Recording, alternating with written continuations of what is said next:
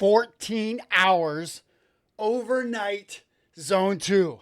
That was the workout one of my athletes got this weekend, and he rocked it out. I'm asked all the time, I'm on the phone, right, talking to people, what is coaching?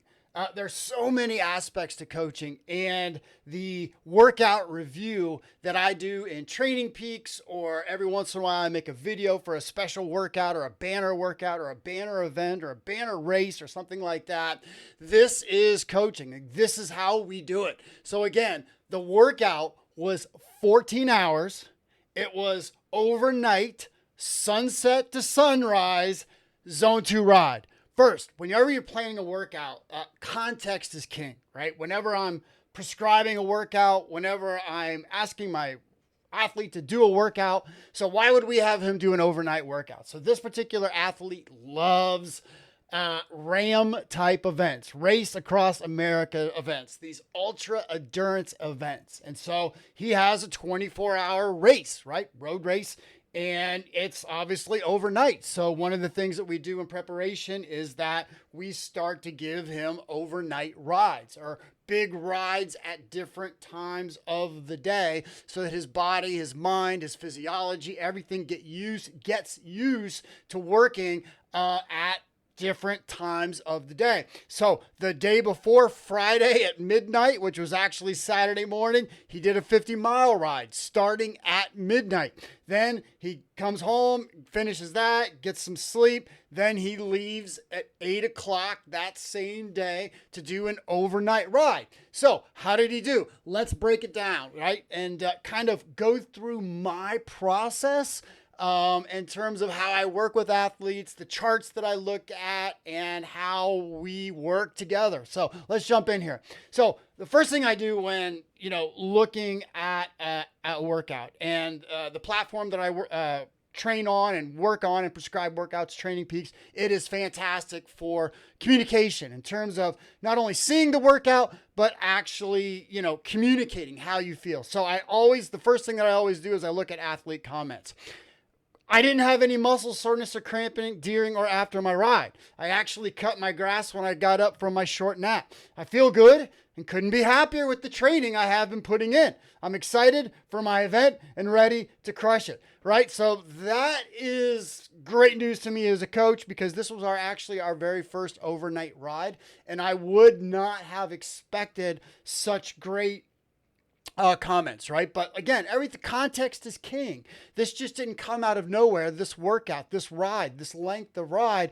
I've been working with this athlete 4 to 6 months. We've been laying up his progression. We have been doing more volume. We did a couple of months of intensity to see if we could pull up his FTP anymore. But now, for his types of events, we are in hardcore volume mode, if you will. We're going to rock out that zone 2, over and over and over again, building up that volume, getting ready for these long 24-hour multi-day events that he wants to do. So everything is context. Context is king. That's the most important thing. So these comments were actually really fantastic and underexpected. So let's look at the ride itself. So the ride was prescribed for 14 hours. He got in 9 hours, which is fascinating. He had a rate of perceived exertion of 3, which for his first overnight sunset to sunrise ride, that is really good. I'm super happy. So this is a scale of 1 to 10. 10 just being all out, maximum, miserable, as hard as you could go, 1 being the easiest. And so he rated this a 3. So, that tells me he's in the right career occupation when it comes to racing. He is choosing the right events, the right races for him. That makes sense. If he would have done this and it was the most miserable ride of his life, then, that's a conversation. Is this something that you really want to do? These events, these overnight events, these 24-hour events, these ultra-endurance events, they demand the most of you. Do you really want to do these? And so rate of perceived exertion 3, he's really ready to go. At TSS 412, his average watts were 180, which was really good. And his intensity factor was 0.68, which really shows me just right off the bat, he rocked it out, right? So he nailed his kind of that zone 2 effort. All right. So there's a whole bunch of charts that I look at. And here's one of my favorite charts to jump into. It's one of the things that I like to look at first. It's just, for me, this is just very visually pretty. And so these are the basically the 3 energy systems, right? So we have all of your aerobic work, then we have your anaerobic work, and then we have your mixed system here. And so for your mixed, think about zone 3 tempo work right here. Anything above threshold, when you start to go anaerobic, is going to tick up here. Everything below threshold is going to be down here. And when you start to mix them together, you're right here. So I love to look at this to see, just visually, really quick, get an assessment of the ride. This was a ferry, so he stopped once for a big time. He had to jump on a ferry. This is when he went home to get more bottles, to change his kit, just to relax for a second and get back on the bike. So looking at this right off the bat, it's really super happy. Here are his power zones. And so we can see right off the bat, where are his zones? Zone 2. This was a workout in zone 2. And for that entire 9 hours of the ride, he hit zone 2. And he was super disciplined about it, right? So that's really cool. If, me, I'm not this ultra event kind of guy, I would have a lot more time in zone 1. I would not have been that disciplined as he was. And so we can see just how amazingly disciplined he was. He has some tempo, which is, over a 9-hour ride, you're going to have climbs, you're going to have rollers, you're going to have things to go over. And so I was super impressed with his discipline on this. He did look at the power meter for his entire ride. He was conscious of what he was doing, of his zones. He knows his zones. And, he rocked it out. So I was really happy with that particular effort. And here's another one, heart rate, right? No zone 3. So he really kept his heart rate in zone 2 for that entire time. And here's another chart that I look at. This is heart rate data up here. This is power data up here. These are the trend lines. And so this deals with a concept called cardiac drift, and that if if you're going out, your heart rate, your cardiovascular system, due to fatigue, is going to rise. Your heart rate is going to rise. Your effort might stay exactly the same, but your heart rate will most likely rise. Throw in some environmental factors like heat, humidity, things like that, and your cardiovascular system could get jacked up pretty quickly. Now, looking at this, he had his trend line for his power was, again, almost flat straight through. So that was just, to me, just absolutely brilliant. And his heart actually came down. And so there's about a 4% difference between his heart rate and his power. So basically and essentially, there was no cardiac drift. And this is, I can't tell you how important it is. Every athlete's workout, I look at their heart rate. I want to see what their heart rate is in relationship to the power. So we do testing. I do testing with all my athletes to set up that very thing, to dial in their heart rate zones, to dial in through testing their power zones.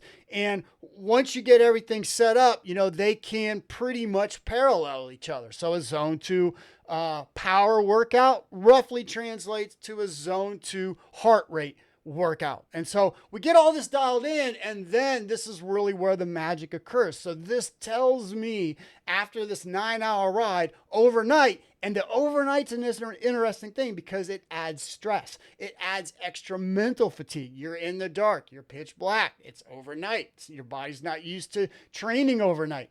So this showed me and told me that he's in a really good place. If there's essentially no cardiac drift for this time, he's essentially in a really good place. And with his training, with his mental motivation to do the work. And so I was super happy about that. Another thing that I look at is this one. This is the dynamic functional reserve capacity. So basically, I talk about this a lot. When you're out there, you have the work that you can do below threshold, and we often refer to this as your diesel engine. And then there's the work that you can do above your threshold, which we often refer to as a battery, your anaerobic battery, okay? So this little blue line right here, whenever he starts to go above threshold, this is his power data, this is his FTP. Whenever you start to see him go above his FTP, that little blue line comes down. Now we have some rollers and things like this, but here's what's so fascinating to me is that he was able at the end of his ride to go deep, to go faster, to go harder, to push things a little bit. And so that tells me a lot, and namely that this athlete is in a great place right now. He's a great place in his training. He's a great place with his lifestyle. He's in a great place with his nutrition, his hydration. This was a very telling workout for this particular athlete. All right, another chart that I look at is the quadrant analysis. This tells me, you have a watt, but then how do you create that watt? Like what kind of cadence do you use to create that watt, right? Are you just spinning it up really fast? I mean, how are you creating your power? This chart tells me that he did this is his FTP. These are basically 4 quadrants of types of cadence, and this quadrant is low force, low cadence. So he actually did. He stuck with his cadence in the 80s. Which was, if you're going to be out there all day, that's a perfect, for him and this individual, that is a perfect cadence. Okay. And so, coach comments, the only things that I can really say is, wow, this was a 14-hour workout. You did, with stopping, it was about 10 hours. It was 9 hours, moving time. He nailed it. Could not be happier with this workout. It shows me everything that I need as a coach, that his mind is there, that his body's there, his nutrition there, everything that he's doing to support himself through nutrition, through hydration, it's all there. Great planning, so he had to plan a lot. He had to make sure his lights are working, his batteries, all that stuff. That's another whole aspect of this. He planned his nutrition, he planned his hydration, and what to put in his bottles, how to eat, what to eat, when to eat. He nailed it all. Great planning. He would not have seen those numbers, right? So for instance, if you're not eating enough, if you're not hydrating enough, your cardiac vascular system can really separate your cardio system. It can really separate from your power, called in a process that we call decoupling. So he nailed it, right? Everything, this workout just said that everything that he did was spot on and he's ready to go. I loved, looking at this, I loved his zone discipline.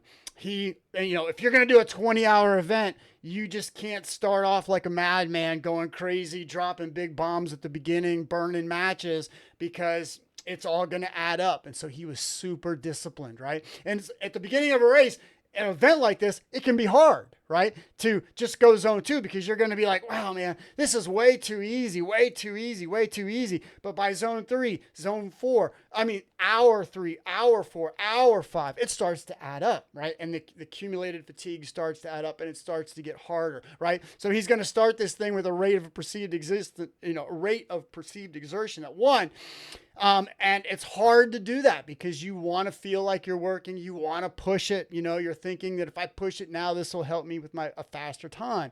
Well, often you have to pace these things correctly so that you end faster, stronger. That was one of the aspects of this workout, to do a progression, to end faster and stronger than what you started. And he did that. So super disciplined, really happy about this. Now, last comment, stay the course. One of the great, there's all these phrases and catchphrases that we have in coaching.